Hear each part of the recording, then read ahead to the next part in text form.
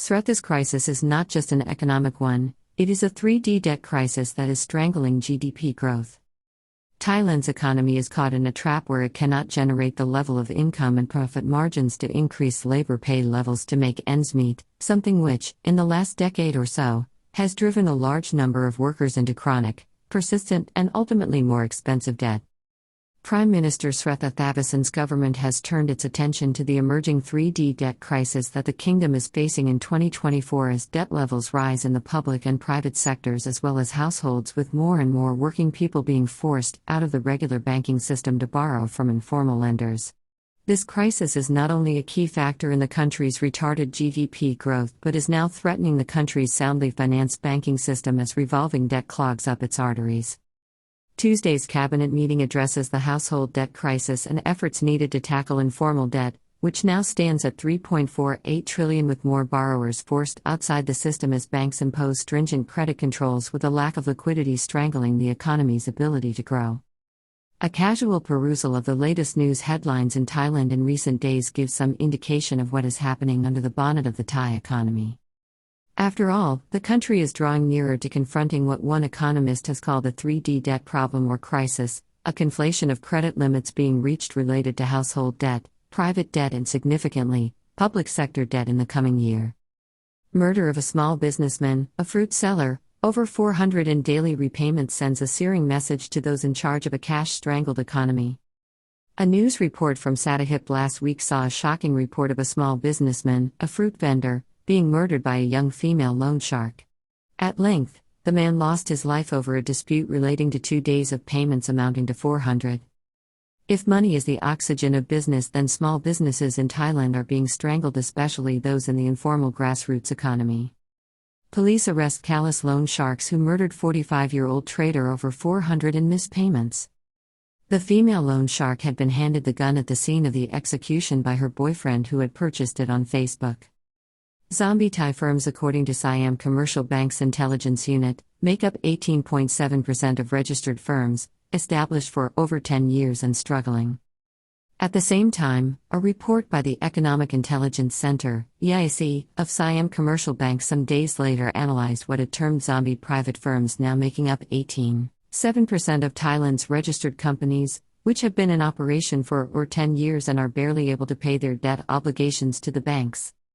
The Thai cabinet is to meet on Tuesday to discuss an initiative by Prime Minister Srettha Thavisin to address the critical issue of household debt, which has risen to the top of the agenda of the Bank of Thailand this year, with an action plan for 2024 which will see tighter restrictions on lending in addition to higher quality standards.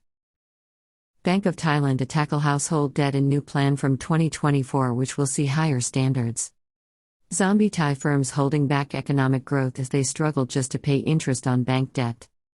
Thailand is heading for a disappointing year's economic growth, predicted now to be 2.5% with exports, despite a slight recovery from August up to the end of October, showing a decline of 2.7% for the first 10 months. Thailand not alone in suffering a significant downturn in exports in 2023 as the world enters a new darker era of higher borrowing costs and tensions. In this respect, Thailand is not alone, with all Asian countries this year showing a sharp downturn in exports as the world economy has seen a significant fall in demand related to elevated borrowing costs or the cost of money. At the same time, rising geopolitical tensions do not seem to be abating, with a divided world emerging, with Western countries and the United States and an axis of countries around China and Russia moving towards an alternative world economy, something U.S. policy appears to be pushing as it strengthens the links between trade and human rights as well as social standards, while robustly warning China off any premature act over Taiwan. Economists are warning that the world has entered a new era of tightened money supply, which is confronting political and economic leaders in Thailand with a very bleak outlook.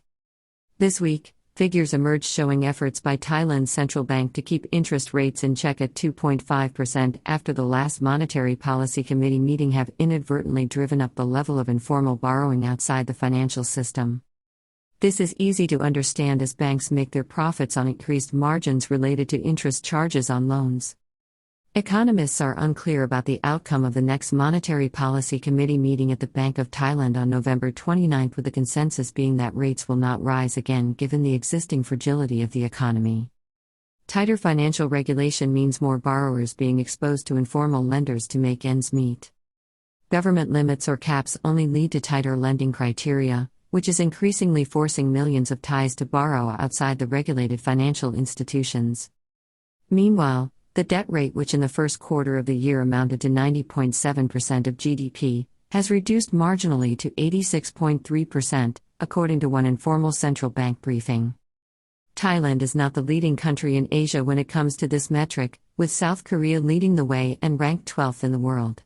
However, the average level of income in South Korea comes in at $2,947 per month compared to $700 for Thailand. This is referred to by Associate Professor Dr. Anasorn Thamjai, who is a former director of the Bank of Thailand, as a 3D debt crisis, with the academic not blaming the level of household debt in Thailand on any perceived lack of financial education or awareness or some other factor which prompts Thai people to borrow, but instead he insists it is caused by the simple fact that incomes in the country are too low to sustain a modern, basic livelihood. Even with ultra-low unemployment and record-high employment levels, debt levels continue to rise, meaning Thai workers are getting a bad deal. This is happening in a country where the unemployment rate is extremely low and even where companies are suffering labor shortages, but at the same time, incomes in Thailand fail to rise. Efforts by the government to keep borrowing costs in line by limiting interest rates, the interest rate being charged by banks, has led to more and more workers, even those with secure jobs, seeking to borrow outside the established financial system as banks have had to tighten lending criteria to protect their margins. The figures are quite stark, with the University of the Thai Chamber of Commerce revealing, in a survey completed this year, that the average debt per household in Thailand now stands at 559,400, with 80.2% of this being formal debt within the established financial system, while 19.8% is informal debt, and this figure is rising. Informal debt in Thailand, although for larger sums governed by agreements with interest rates far higher than the banks but subject to legal provisions, also extends to those charged daily with sky-high interest rates, even at the upper end of the lending spectrum. Borrowers sign agreements that keep the relationship de jure legal while paying interest rates that are de facto illegal. Many loans are clearly outside the law. Many borrowers are forced to accept de facto breaches of the law, while written legal agreements suggest otherwise to allow for de jure compliance in case the matter is examined later by authorities. The problem for Thailand is that the country is now facing heightened borrowing levels across this 3D scenario, with public sector debt as of September 2023 standing at 62.14% of GDP, or 11.13 trillion, owed by the government. At the same time, household debt stands at 15.3 trillion while informal loans have risen to 3.48 trillion. The combined vista of Thailand's 3D debt crisis is hurtling towards it as it begins the new year in 2024, where exports are likely to continue to be impeded while the country is also facing resistance in renewing its critical foreign tourism industry, suffering from reduced demand from all markets, and a lack of flight connectivity which has failed to return to normal after the COVID-19 pandemic shutdown. Prime Minister to tackle the issue starting from Tuesday after the cabinet has discussed the problem. Over the weekend, a spokesperson for the Prime Minister, Ms. Radclaw Sawankiri, said that Mr. Srettha would be making a statement on Tuesday linked to the crisis of informal debt. At the same time, a coordinated campaign by government agencies including economic ministries, Social Security, the Bank of Thailand as well as the Royal Thai Police and the Anti-Money Laundering Office, AMLO, would be launched to control or rein in loan sharks or those lending money at exorbitant interest rates, thus creating dangerous situations which are increasingly leading to violence and trauma within society. Ms. Radclaw also announced that those who are currently under pressure concerning informal debt or their debt situation will be able to register with the website from the 1st of December 2023. Register for help with informal debt here, Thai government initiative. The government is also preparing a plan to address household and private debt within the financial system itself. A full announcement on this is due on December 12. The Prime Minister always emphasizes that this government is working hard to solve problems. He understands the difficulties of fellow citizens in reducing expenses. He is therefore confident that this problem will be resolved quickly. Moreover, from going from area to ask the people, he has decided to offer support in solving problems across the higher debt spectrum. In the future, People will not have to pay exorbitant interest rates, and will be able to live well, the government deputy spokesperson told reporters on Sunday.